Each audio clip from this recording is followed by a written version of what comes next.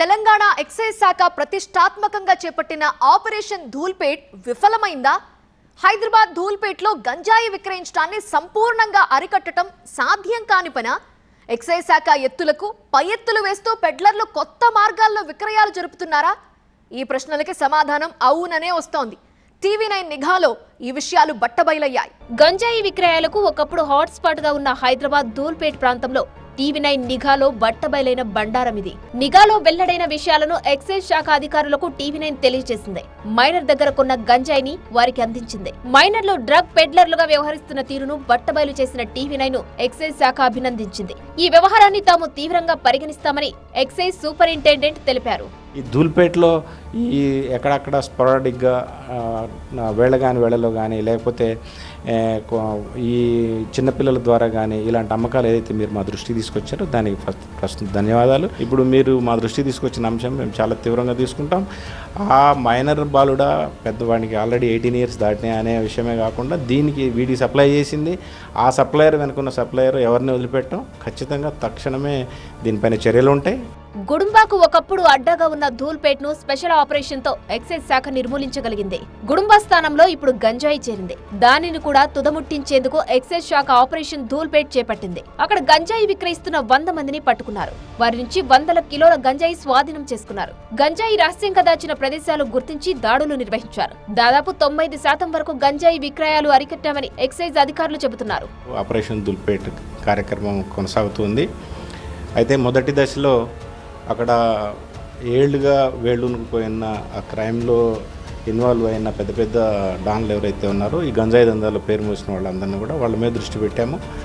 వాళ్ళందరినీ కూడా అరెస్ట్ చేయడం జరిగింది. దాదాపుగా అక్కడ ఆర్గనైజ్డ్గా సేల్స్ ఏవైతే ఉన్నాయో అవన్నీ బంద్ అయినాయి. మనం పూర్తిగా ఆపరేషన్ ధూల్పేట్ సక్సెస్ అనే మాటని మేము మొదటి నుంచి కూడా 95% అమ్మకాలు నియంత్రించగలిగాము. ఒక 4 to 5% దొంగచాటుగా అర్ధరాత్రి అపరాత్రి ఇట్లా, ఎందుకంటే డిమాండ్ ఉన్నప్పుడు సప్లై ఉండడం అనేది మార్కెట్ ప్రిన్సిపల్. అది గతంతో పోల్చితే గంజాయి విక్రయాలు, గంజాయి కోసం ధూల్పేట్కు వచ్చే వాళ్ల సంఖ్య బాగా తగ్గిందని ఎక్సైజ్ అధికారులు అంటున్నారు. పెడ్లర్స్ ఉపయోగించే కోడ్ భాష తమకు తెలిసిందని వెల్లడించారు.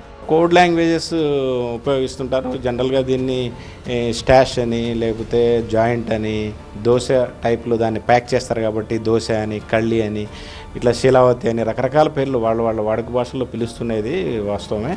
అయితే ఈ అమ్మకానికి సంబంధించిన కోడ్ ఏదైతే ఉందో నార్మల్గా ఇంతకుముందు స్టూడెంట్స్ కానీ సాఫ్ట్వేర్ ఎంప్లాయీస్ కానీ మనకు ధూల్పేటల్లో విచ్చలవిడిగా 100 మంది ఎప్పుడు పడితే అప్పుడు తిరుగుతుండేవాళ్ళు. ఇప్పుడు వాళ్ళ రాక కూడా తగ్గిపోయింది. మేము కూడా ఈ పెట్రోలింగ్ చేసేటప్పుడు కొత్త వ్యక్తులు ధూల్పేట కాని వ్యక్తులు కొత్త వ్యక్తి ఎవరైనా కనపడంగానే ఏ పర్పస్ తోటి వచ్చాడు, దేనికోసం వచ్చాడు, గంజాయి కోసం వచ్చాడా, నార్మల్గా అటువైపు నుంచి అప్రోచ్ వెళ్తున్నాడా అనే దాన్ని కూడా నిశ్చితంగా పరిశీలిస్తున్నాం. ఈ విధమైన ఫ్రిస్కింగ్ ఈ విధమైన నిఘా ఉండటంతో చాలామంది రావడం తగ్గించేశారు. నేను ఇందాక చెప్పినట్టుగా గంజాయికి పూర్తిగా ఎడిక్ట్ అయ్యి ఇక దాన్ని తాగంది ఉండలేని పరిస్థితి. వాళ్ళు ఎట్టి పరిస్థితుల్లో మెడికల్ రీహాబిలిటేషన్ తీసుకుంటే తప్పితే అతను దాని నుంచి బయటపడలేని పరిస్థితిలో ఉన్న కొంతమంది మాత్రం ఎట్ ఎనీ కాస్ట్ దక్కించుకోవాలనే ఉద్దేశంతో అర్ధరాత్రి అపరాత్రి లేకుండా తిరుగుతూ ఉంటారు.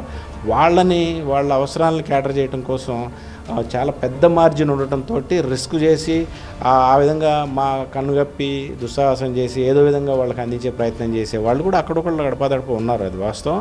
ఎక్సైజ్ పోలీసులు ఉక్కుపాదం మోపుతున్న గంజాయి విక్రయాలు ఆగకపోవడానికి ప్రధాన కారణం చిన్న చేపల్ని పట్టుకుని పెద్ద చేపల్ని వదిలిపెట్టడమే. చిన్న చితక దందా చేసేవారిని కాకుండా బడా స్మగ్లర్లను కటకటాల వెనక్కి పంపిస్తేనే ఈ గంజాయి దందాను అరికట్టవచ్చు.